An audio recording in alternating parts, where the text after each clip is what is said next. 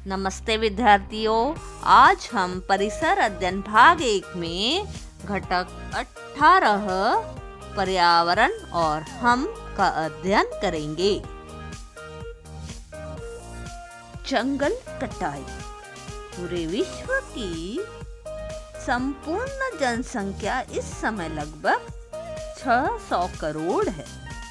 इस सबकी आवश्यकताओं को पूरा करने के प्रयासों में मनुष्य नित्य नवीन प्रौद्योगिकी का आविष्कार कर रहा है, उसका उपयोग कर रहा है।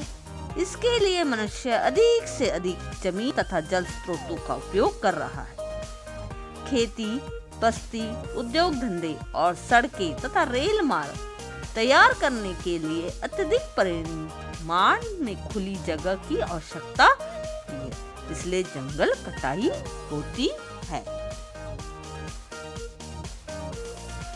कुछ स्थानों पर दलदल युक्त क्षेत्रों में अथवा गहरे भूभागों में भराव करके उस स्थान की जमीन को समतल बनाया जाता है।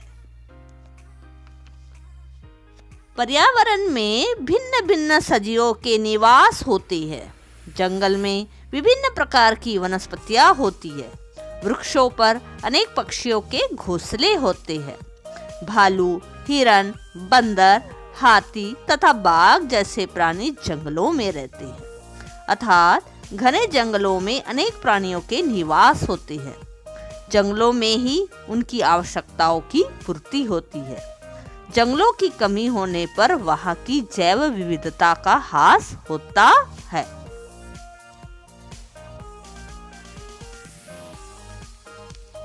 प्रदूषण। गंदले दूषित जल पर बिना प्रक्रिया किए उसे जल स्रोतों में छोड़ने पर किस प्रकार जल स्रोतों का प्रदूषण होता है, यह तुमने देखा है।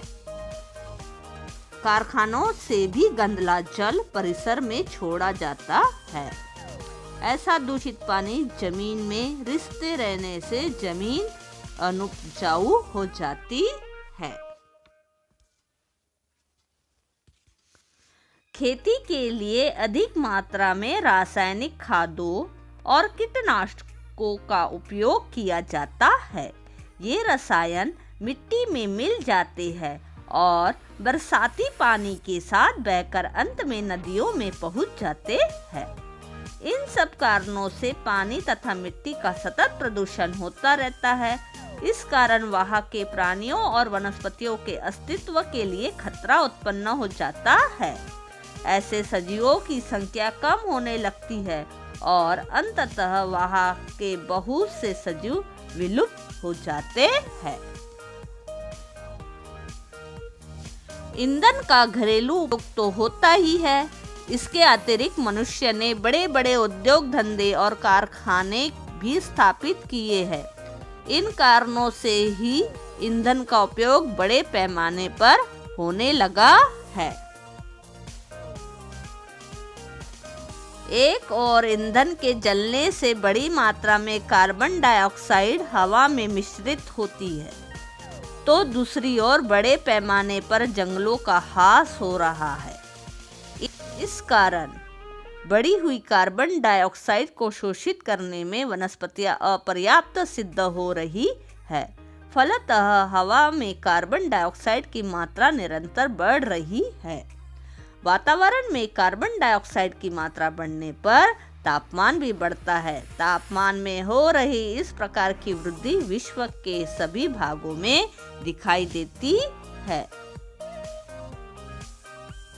इसके अतिरिक्त ईंधनों के जलने से कुछ विषैली गैसें तथा बड़े पैमाने पर धुआं भी पैदा होता है।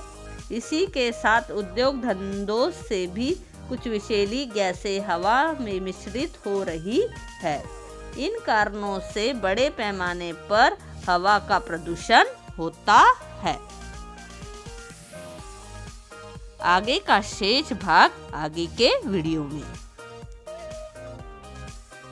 धन्यवाद। लाइक, सब्सक्राइब और शेयर जरूर कीजिए।